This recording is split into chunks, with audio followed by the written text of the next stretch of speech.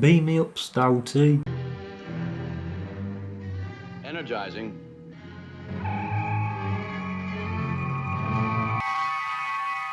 Hello there, welcome back to my channel. We have another craft beer review for you today, funnily enough. Woo! Who would have guessed it? Not obsessed, totally not obsessed. Right, today we have another beer from S43, and it is a can of their Bean Me Up Stouty Imperial Hazelnut Coffee Milk Stout, coming in at 9.5% ABV.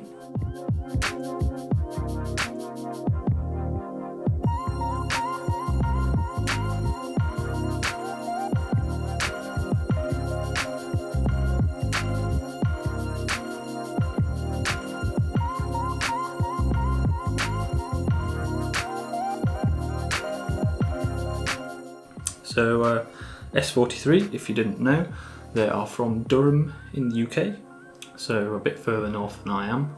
Dispute with that Wyoming accent up there. If it's anything to go on with their last stout, the You're Not You When You're Thirsty, which has now been rebranded as the one you can't talk about because it got told off by Mars, it should be an absolute cracker. Enough dilly-dallying, let's get it into a glass and see what we get. Nice bit of smoke on the can opening.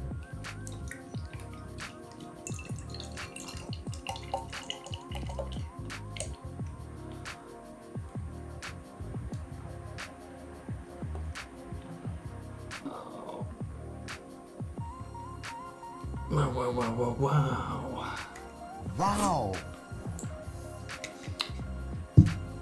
Right, so we have a jet black beer in a glass with a 2-finger, I wouldn't say it was tan, it was more like a beige head this time, which is different from the last stout.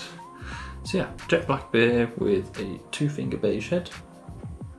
No light coming through that bad boy. Right, let's get some names.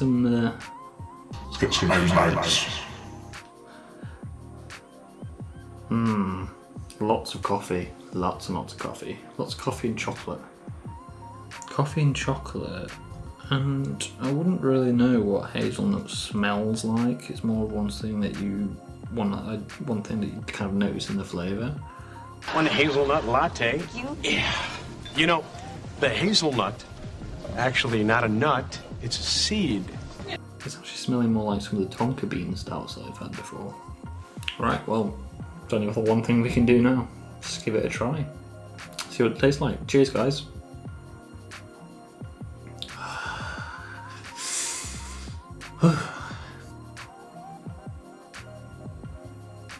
The mouthfeel isn't as big as the other one.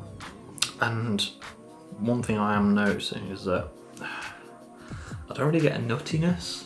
I just get kind of big notes of chocolate, followed by espresso. So huge amounts of chocolate, quite sweet, and an espresso with very much the same finish as an espresso. That kind of like almost juicy acidity to it on the finish. Compared to the other one, I'm gonna say I prefer the other one. It's more massive feeling for an imperial stout, whilst this one is brilliant. It tastes really, really good.